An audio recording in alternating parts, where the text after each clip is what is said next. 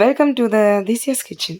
திசியாஸ் kitchen எனக்கு என்ன பார்க்க போகிறேன்னா, ரொம்ப டேஸ்டியான, அதே சமயம் ரொம்ப ஹெல்த்தியான, நல்லா மொறுன்னு பாசிப்பருப்பு தினை தோசை தான் எப்படி செய்கிறதுன்னு பார்க்க போகிறோம். இது நல்லா கிறிஸ்பியாக சாப்பிட்றதுக்கு ரொம்ப டேஸ்ட்டாகவும் இருக்கும். அதே போல் இது சுலபமாகவும் இந்த மாவை ரெடி பண்ணிடலாம். வாங்க இந்த பாசிப்பருப்பு தினை தோசை எப்படி செய்கிறதுன்னு வீடியோக்குள்ளே போய் பார்க்கலாம்.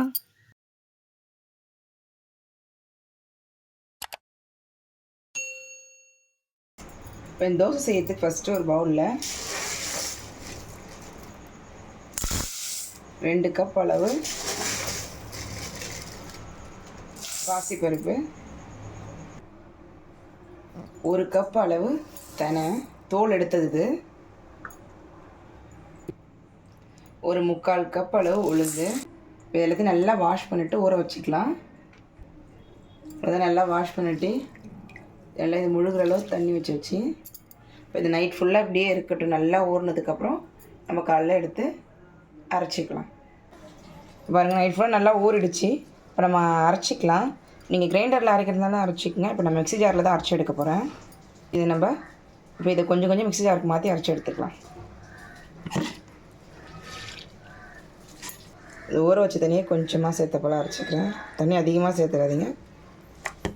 அப்போ அவ்வளோதான். இது நல்லா மைய அரைச்சி எடுத்துக்கலாம்.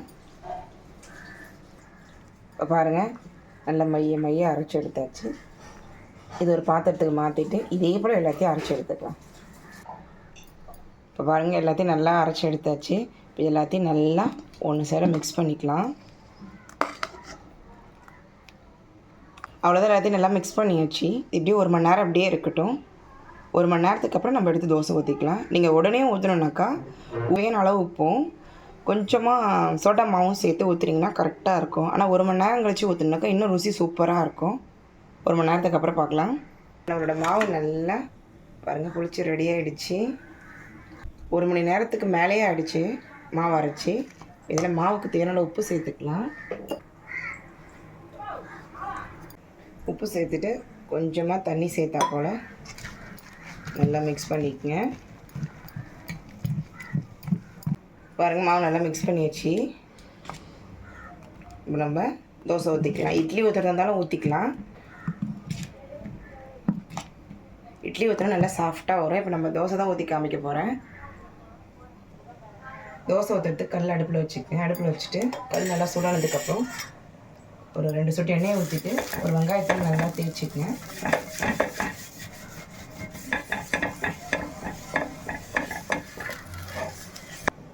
அவ்வளோதான். நல்லா வெங்காயத்தை நல்லா தேய்ச்சதுக்கப்புறம் இப்போ நம்ம ஒரு கரண்டி மாவு எடுத்து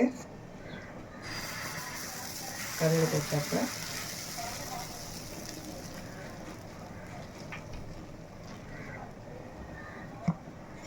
தேய்ச்சிக்கங்க. இதில் ஒரு ஸ்பூன் எண்ணெய் எடுத்து நல்லா சுத்தினா போல் ஊற்றிக்கிறேன். உடனே திருப்பாமல் ஒரு நிமிஷத்துக்கு அப்புறம் நம்ம திருப்பி போட்டுக்கலாம். இப்போ 1 நிமிஷம் ஆயிடுச்சு.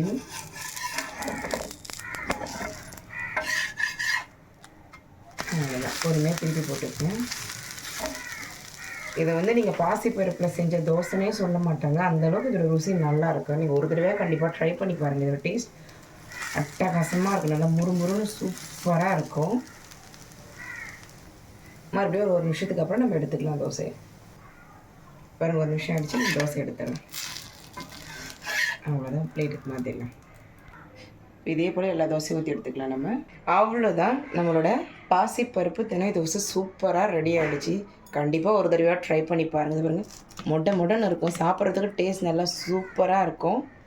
நீங்கள் ஒரு தடவை ட்ரை பண்ணி பார்த்தீங்கன்னாக்கா இதோட ருசிக்கு நீங்கள் அடிக்ட் ஆகிடுவீங்க. நல்லா முறுன்னு இருக்கும். நம்ம அரிசி மாவில் செய்கிற தோசையோட இந்த தோசை ரொம்ப நல்லாயிருக்கும். உடம்புக்கும் ரொம்ப நல்லது. இந்த வீடியோ உங்களுக்கு பிடிச்சிருக்குன்னு நினைக்கிறேன். இந்த வீடியோ உங்களுக்கு பிடிச்சிருந்துச்சுன்னா என் சேனலை லைக் பண்ணுங்கள், கமெண்ட் பண்ணுங்கள், சப்ஸ்கிரைப் பண்ணுங்கள். பக்கத்தில் இருக்க பெல் பட்டனை மறக்காமல் கிளிக் பண்ணுங்கள். தேங்க்யூ.